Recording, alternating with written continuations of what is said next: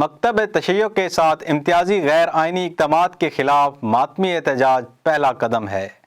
قائد ملت جعفریہ نے باشگاف الفاظ میں واضح کیا کہ موجودہ نظام ریاست مدینہ نہیں، ریاست بنو امیہ ہے۔ میڈیا اور قوم سے خطاب میں قائد ملت جعفریہ نے مزید کیا کہا، جانتے ہیں اس رپورٹ میں۔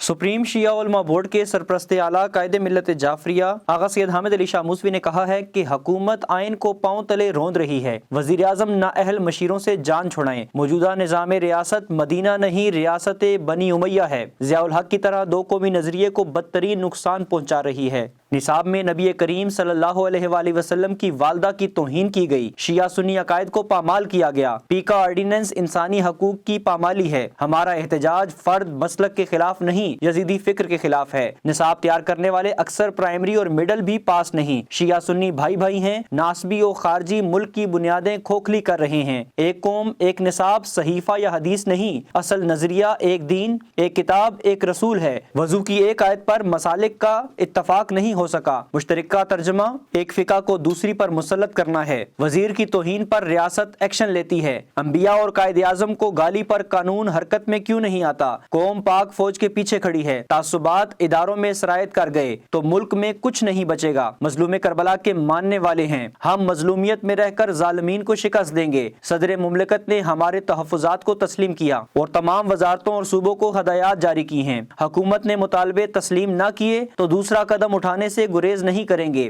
حکومتیں سودا بازوں سے بات کرتی ہیں۔ ان خیالات کا اظہار قائد ملت جعفریہ آغا سید حامد علی شاہ موسوی نجفی نے شیعہ حقوق کی پامالی اور وطن عزیز کی نظریاتی بنیادیں کھوکھلی کرنے کے خلاف دی گئی ملک گیر احتجاج کے آغاز پر ماتمی جلوس کے دوران میڈیا اور عزاداروں سے خطاب کرتے ہوئے کیا۔ آغا سید حامد علی شاہ موسوی نے کہا کہ بنیاد اسلام بل لا کر اسلام کی بنیادیں کھوکھلی کرنے کی کوشش کی گئی۔ صحیح بخاری سمیت تمام شیعہ سنی کتب کے نزدیک درود ابراہیمی سنت ہے۔ نصاب میں درود میں تحریف کی گئی۔ رسول نے صحابہ سے یہ کہا کہ تم میں قرآن و اہل بیت چھوڑ کر جا رہا ہوں۔ نصاب میں رسول کی والدہ اور والد کی توہین کی گئی۔ نصاب میں مواخات سے ذکر نبی و علی کو نکال دیا گیا۔ بدر و احد، خیبر و خندق کے ہیرو حضرت علی ابن ابی طالب علیہ السلام کا ذکر نصاب سے نکال دیا گیا۔ غزوہ خندق میں علی ابن ابی طالب کو نبی نے کل ایمان قرار دیا۔ علی کی شجاعت طلبہ سے چھپانا بڑی زیادتی ہے۔ محرم کو سبوتاژ کرنے کے لیے نصاب میں تاریخی واقعات میں تحریف کی گئی۔ ایک وضو کی آیت کا یکساں ترجمہ نہیں ہو سکا۔ قرآن کا یکساں ترجمہ ایک فرقے کو مسلط کرنا ہے۔ یکساں نصاب آئین کے آرٹیکل